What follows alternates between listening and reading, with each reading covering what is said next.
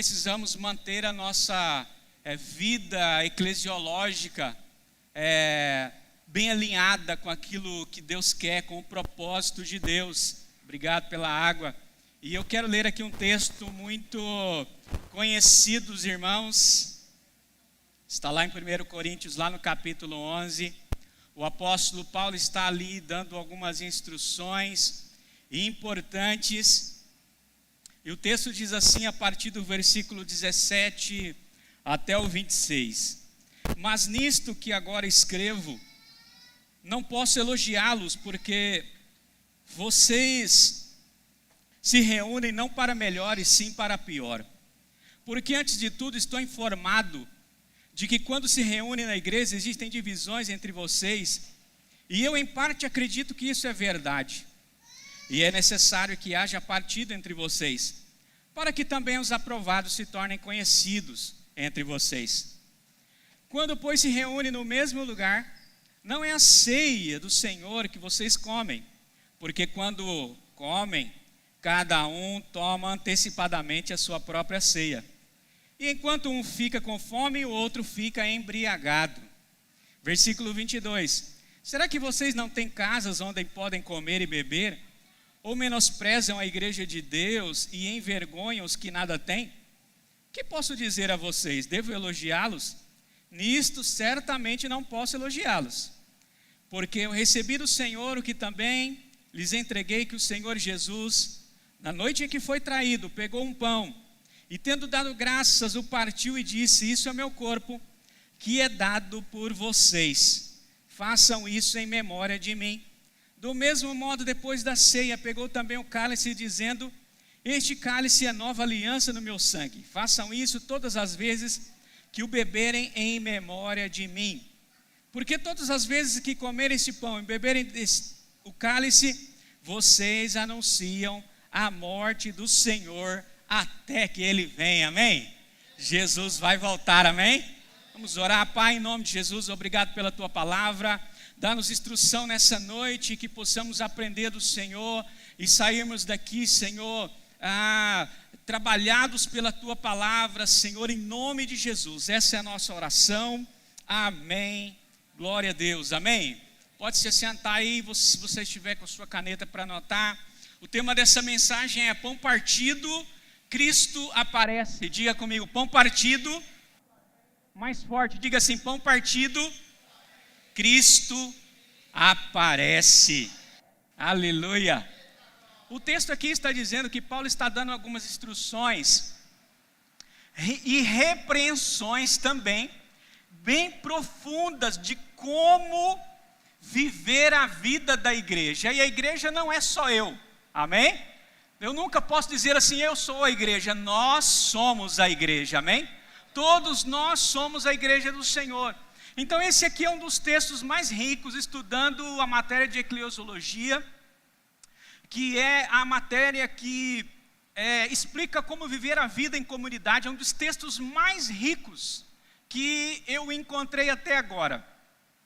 E a imagem do Novo Testamento, todas as vezes que você estiver lendo o Novo Testamento, se você tiver que traduzir o Novo Testamento em uma imagem, a imagem significa uma mesa. Uma mesa. Todas as vezes que você pensar no Novo Testamento, pensar no Evangelho, pense numa imagem, a mesa. O que é a mesa, pastor? A imagem no Novo Testamento da mesa é onde Cristo reúne a sua família, e nós somos a família de Deus, amém? E nós estamos sentados nessa mesa como irmãos, amém? É quando a família se senta, ali tem o pai, tem a mãe e tem os irmãos, e eles se sentam para um momento de comunhão. Então a ceia aqui, que o apóstolo Paulo está descrevendo, não é apenas um ritual, né? É uma refeição, ou seja, é uma convivência. Diga comigo assim, ceia é uma refeição e convivência. Então a mesa, ela é uma pedagogia de Deus, ou um método de Deus para nos ensinar como Ele quer que eu e você vivamos como igreja, amém? Então a mesa é para esse propósito. Então nisso nós precisamos estar o quê? Nós precisamos estar juntos, Então não tem como a gente sentar na mesa na hora do almoço, e um senta no sofá, outro senta no quarto, tá? Outro senta na rede. Não, todos precisam sentar na mesa. Ou seja, é da vontade de Deus que nós vivamos sempre juntos. Aleluia! Glória a Deus! Atentos também ao propósito de Deus, repartindo e cuidando uns dos outros. Aleluia! E qual que era o problema da igreja de Corinto aqui, pastor?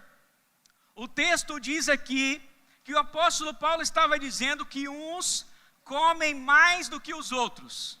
Um come demais na hora da refeição, porque a refeição lá era uma janta. O pastor Domingos ministrou isso muito bem aqui. Foi no dia 31, né? O pastor falou sobre a ceia. Então a ceia, ela é uma janta.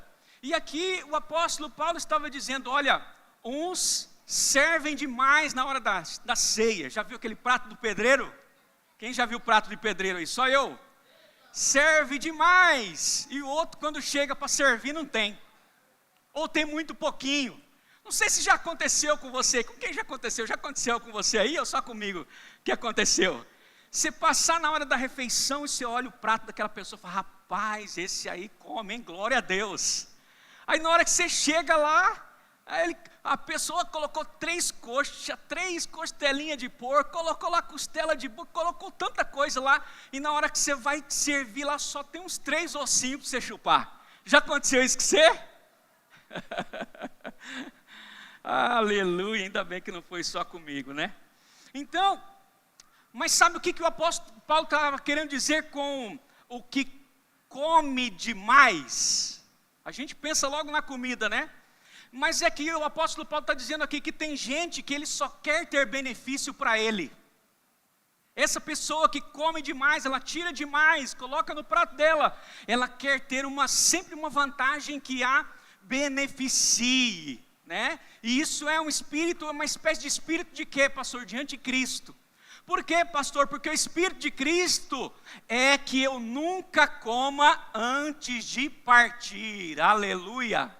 A gente tem que sempre pensar no outro. Sempre quando você vai servir, você tem que pensar no outro primeiro. Era o que o apóstolo Paulo estava dizendo aqui. Por que que tem que ser assim? Porque eu preciso estar mais preocupado em servir do que ser servido. Era isso que o apóstolo Paulo estava introduzindo aqui nesse texto. Então, o evangelho nos liberta do espírito de fome e da mediocridade. Olha só como o evangelho é maravilhoso, irmãos.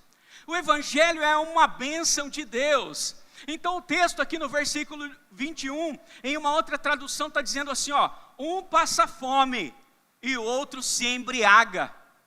Um come demais e o outro não come nada, tá? Então o problema não é só a comida aqui, mas a mentalidade do quê, pastor? De consumo. Muitas vezes eu e você podemos vir ao culto com aquela intenção de que só quero receber e nunca oferto nada da minha vida no culto para Deus. Nunca oferto da minha vida para o reino, nunca oferto da minha vida para ninguém.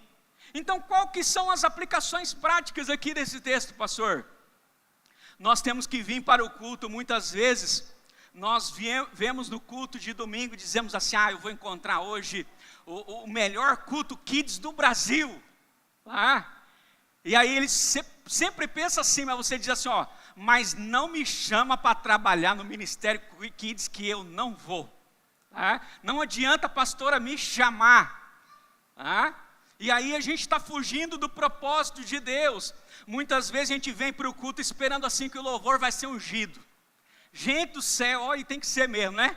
Mas a gente vai naquela expectativa do ministro de louvor, olha, o tanto que eu pequei na pornografia, hoje vai sair só na hora do louvor.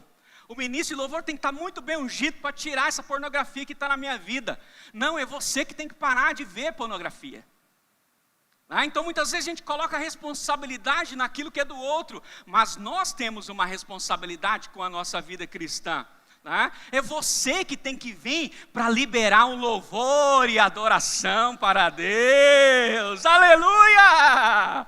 é eu que tenho que vir e com vontade de louvar e adorar e me desprender dos pecados na minha vida. Aleluia! E se o ministro de louvor não estiver acertando o tom, ou se ele estiver meio, não está muito boa a voz dele, você vai dizer glória a Deus, e você vai louvar tão bem, que ele vai olhar você animado louvando, e ele logo vai entrar no ritmo de volta. Aleluia, glória a Deus.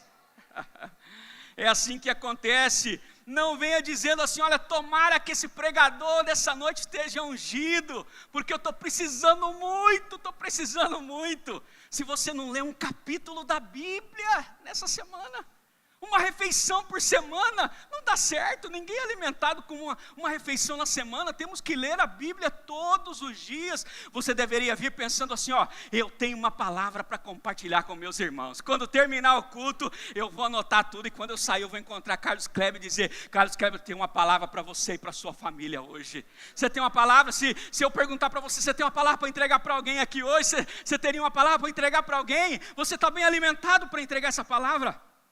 Sabe, o Evangelho é o Evangelho que trabalha a vida da gente. Sabe, às vezes, talvez eu e você já podemos ter passado por isso. Ninguém liga para mim. Ninguém liga para mim nessa igreja, mas a pergunta do Evangelho é, para quem eu vou ligar que não veio hoje? A pergunta não é se eu quero ser servido, a pergunta é a quem eu devo servir. É isso que o apóstolo Paulo está trabalhando aqui com a igreja. Então, na mesa do Evangelho, a gente não senta só para comer, a gente senta para partir, aleluia. A gente senta para partir, e quando o pão é partido, os olhos se abrem e Cristo aparece na minha e na sua vida. Cristo vai se revelando. O Evangelho, ele inverte a perspectiva. Paulo está dizendo assim, irmãos, nós não somos mais necessitados, nós nos tornamos aqueles que são doadores, aqueles que partem, aqueles que estão sempre prontos para servir. Ele está dizendo que faz mal se tornar um comedor de pão. E pão é muito gostoso, não é? Mas eu não estou falando desse pão. Eu estou falando que faz muito mal a gente querer só ser servido. Sabe, muitas vezes nós queremos alguém para orar pelos enfermos, mas nós mesmos não oramos pelos enfermos. Deus nos chamou para orar e para curar os enfermos. Então esse é o propósito de Deus para nós. Muitas vezes nós queremos um abraço, mas quantas pessoas você já abraçou essa semana? É muito importante abraçar, tá? É muito bom receber um abraço, mas quantas pessoas estão esperando um abraço? Quantas pessoas você abraçou? Na graça, a graça do dinheiro não é o quanto você tem, por exemplo, na sua conta bancária, mas o quanto você reparte. O quanto você tem repartido participando da oferta do telão, né? Quanto você tem repartido? Pode ser pouco, mas você está participando, então você está no caminho certo. Por exemplo, no milagre dos pães e dos peixes, não precisou comprar comida para todo mundo, porque os discípulos que estavam ali, homens de Deus, poderosos, inteligentes no Senhor, e eles disseram, Senhor, nós temos que comprar comida para esse povo. Nós temos que comprar um marmitex para eles, senão eles estão com fome, Senhor, eu estava aqui te ouvindo, né? E aí, bastou, sabe o quê? Uma marmita de um menino, com 5 pães e 2 peixinhos. Não precisou dar uma marmita para uma multidão, só precisava de 5 pães e 2 peixinhos, um menino que estava preparado para partir o pouco que tinha. É disso que o apóstolo Paulo está falando. Então muitas curas não estão nas mãos de um profeta internacional, sabia disso? Estão nas mãos de alguém comum, disposto a partir o que tem. Você está disposto a partir o que tem? Muitas vezes a cura de alguém está em você, em ir lá e orar pela vida dele e abençoar a vida dele. Deus vai usar a sua vida. Glória a Deus! É para isso que nós estamos aqui. Então quem não se alimenta em casa, muitas vezes vai viver de migalhas. A pessoa não se alimenta em casa, não lê a Bíblia e quer viver com uma refeição apenas, durante a semana, ou no máximo 2. O texto no versículo 22 assim: não tendes casa onde comer e beber? O que o apóstolo Paulo estava falando? Vocês precisam ter mais intimidade com Deus. Intimidade com Deus é dentro da nossa casa.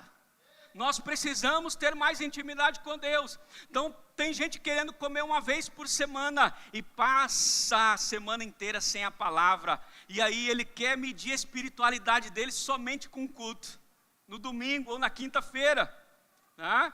E aí, o que acontece quando a gente faz isso? Quando a gente alimenta pouco demais, nós colocamos expectativa nas pessoas e vamos nos frustrando.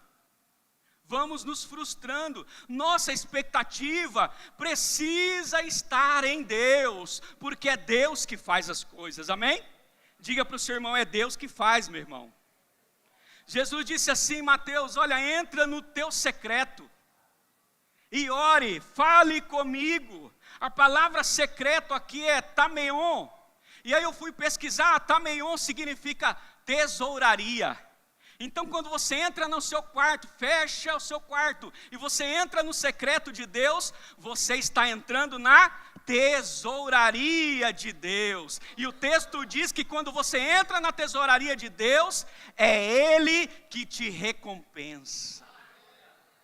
Então quando você entra nessa tesouraria, Deus começa a recompensar cada oração que você faz em secreto. Esse secreto é muito importante, mas muitas vezes a gente quer achar o secreto no homem. Nós não vamos achar, é só em Deus, a recompensa só vem de Deus, não vem de mim, não vem de nenhum homem, amém?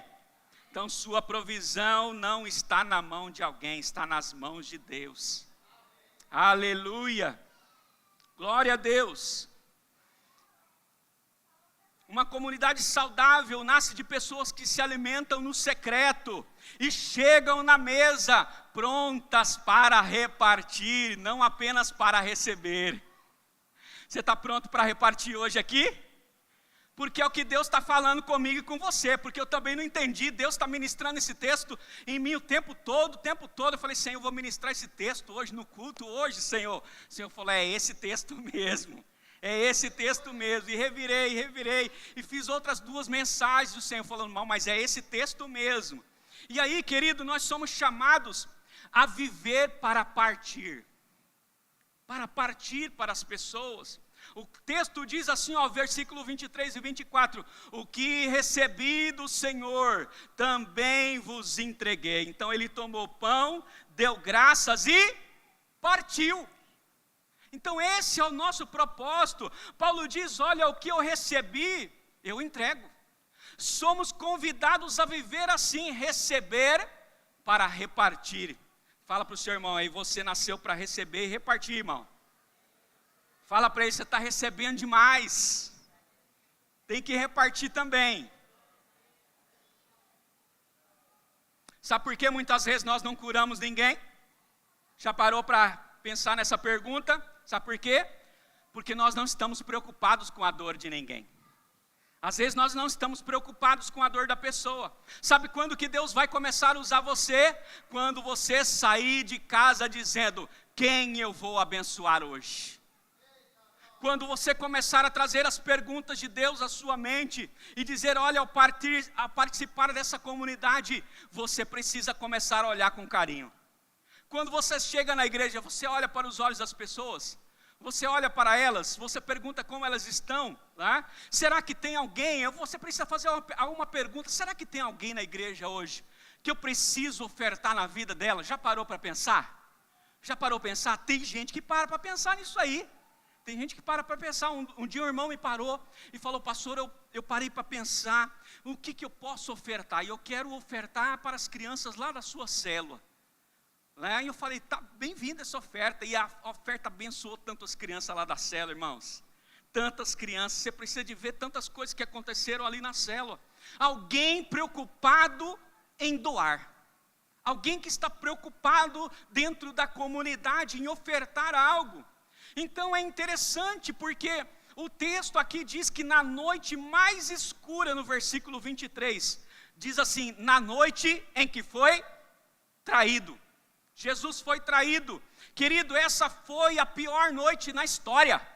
Não existe outra noite como essa. Pastor, mas muitas coisas horríveis acontecem na noite, é verdade, mas não tem outra noite mais pior na história. Jesus poderia dizer assim, reunir os discípulos ali e falar, gente, hoje não vai dar não, Vocês viram Judas aí, traindo, fazendo, acontecendo aí, né? E deixa quieto, estou cansado, eu fui traído. Vocês fazem a ceia aí, eu vou dar uma descansada ali, né? E depois que vocês fizerem a ceia, traz aí o pão, traz o cálice que eu bebo. Ele teria todo direito para fazer isso. Mas o que diz o texto? Mesmo passando pela a pior noite da sua história, ele rendeu graças e partiu o pão. Mesmo passando por tanta dificuldade, sabe por que ele fez isso? Porque a condição que ele estava passando não mudou a identidade dele. Não mudou a identidade de Jesus. Quantas vezes passamos por uma situação muito difícil e parece que aquela situação vai mudando a nossa identidade e parece que daqui a pouco a gente não está parecendo mais com Jesus. Então a situação não mudou a missão de Jesus. Fala para o seu irmão, a situação não mudou a missão de Jesus. E qual que é a mensagem para nós aqui? Não importa a situação que você está vivendo, ei, olha aqui para mim, não importa a situação que você está vivendo, ainda tem alguém para ser alcançado pela sua vida. Você precisa continuar fazendo a boa obra do Senhor. Sabe qual que é a riqueza aqui do Novo Testamento lendo? É que o quanto de Cristo está sendo revelado em você. Quanto? Porque às vezes a gente fica esperando revelação do altar, mas o quanto de Cristo tem sido revelado na sua vida, para a vida de outras pessoas. Ei, tem gente precisando de Jesus por aí ainda. Tem muita gente, dezenas, centenas de pessoas precisando de você. E Cristo é revelado quando você parte. O que é que você sabe fazer? Você tem uma palavra? Você tem um salmo? Você tem um cântico? Até eu que não sei cantar, canto. De vez em quando eu vou liberar uma palavra na vida da pessoa e canto para ela. Mesmo com a voz tão ruim assim, meio rouca, mas eu canto. Eu libero uma palavra na vida da pessoa. A gente sempre tem algo para liberar na vida de alguém. Cristo é revelado quando você parte os seus dons. Seus dons, os seus talentos são para ser partidos com as pessoas. E aí, eu quero contar algo que a gente ouve muitos testemunhos, vai em muitos lugares. E aí eu entendi, ouvindo esse testemunho, que Deus só tem cura para quem tem disposição em romper a dor. Sabia disso? Deus só tem cura para quem tem disposição de romper a dor. Sabe, eu ouvi um testemunho de um jovem com 22 anos de idade. E ele recebeu uma notícia. Eu tenho câncer, você tem um câncer, o médico disse para ele. Você tem 3 tumores e um deles é raríssimo. E já espalhou por quase todo o seu pulmão. Você tem poucos meses de vida. E sabe o que aconteceu com aquele jovem? Ele é crente, até debaixo d'água. Sabe o que aconteceu com ele? Ele continuou servindo a Deus na igreja. E aí teve uma conferência de jovens. E aquele jovem chegou na conferência andando muito lentamente, já com pouco peso. E com um cilindro de oxigênio, ele chegou na igreja assim, com um cilindro de oxigênio. E sabe o que ele estava fazendo na conferência? Ele estava servindo, Justina. Ele estava trabalhando na hora do culto.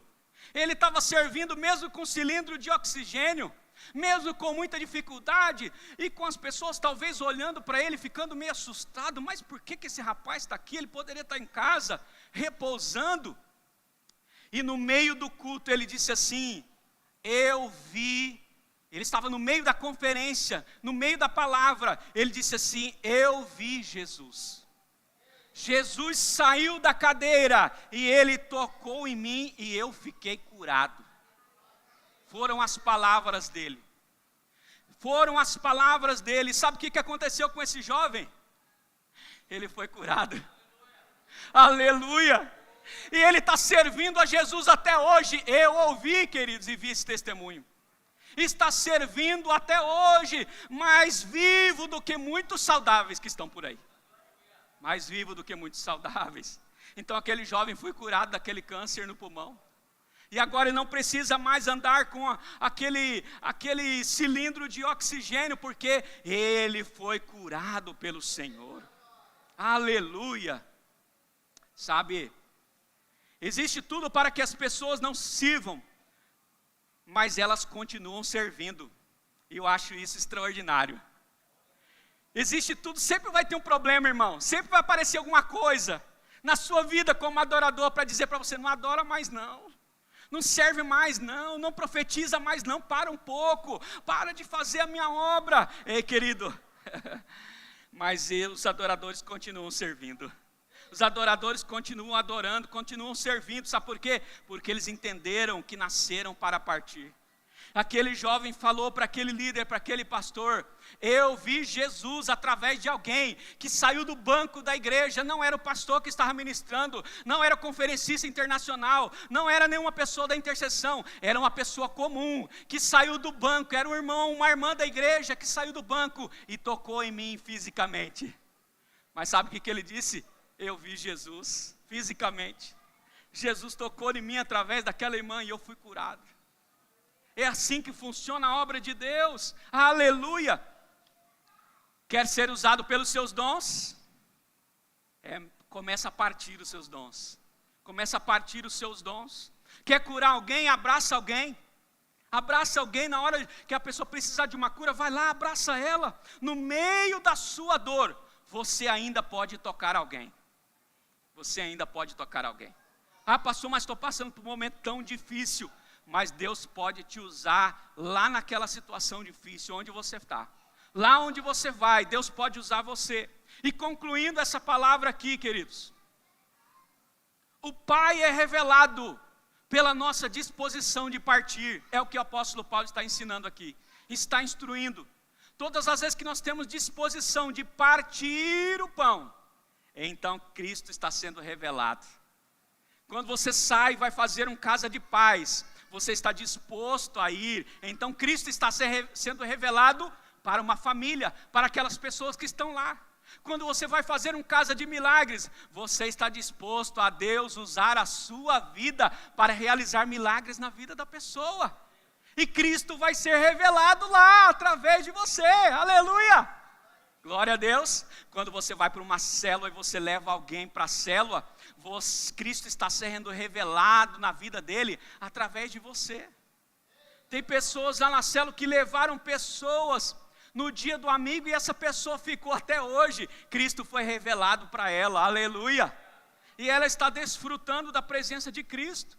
Então, não se preocupe com tanto que as pessoas podem fazer por você, mas se preocupe tanto com o que eu posso fazer pelas pessoas. O que é que você pode fazer? Deixe Cristo ser revelado na sua história. Cristo não é para ser revelado só na minha história e na história de alguns, é na minha e na sua, na história de todos nós, aleluia. E aí a pergunta final que eu deixo para você: como a minha e a sua vida pode ser canal de graça na vida de alguém? Como? Como isso pode acontecer? E aí a minha mensagem hoje é: você nessa noite, nesse dia, não vai só comer, mas você vai partir nessa noite. Você vai partir, eu quero chamar você para partir nessa noite. Nós vamos orar e depois da oração, você talvez vai sair daqui e o Espírito Santo vai dizer assim, ó, abraça aquela pessoa ali, ela precisa de uma cura. E Deus vai usar você. Deus vai usar você. Talvez alguém na sua casa, na sua família está precisando de uma palavra. E você vai sair daqui nessa missão.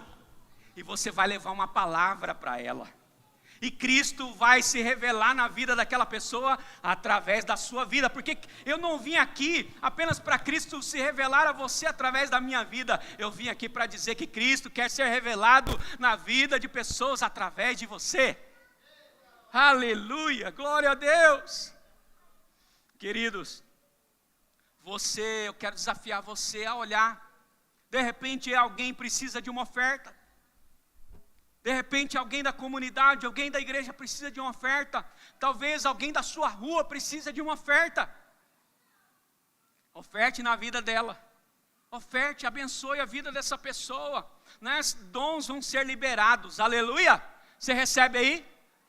Dons vão ser liberados nessa noite. A graça está em repartir os nossos dons com as pessoas. Mas muitas vezes a gente fica parado no dom esperando alguém chamar a gente. Não, estou esperando alguém chamar a gente para me fazer alguma coisa. Não, já era para você estar fazendo muitas coisas. E existem muitas coisas para serem feitas. Aleluia. Vamos colocar em pé nessa hora.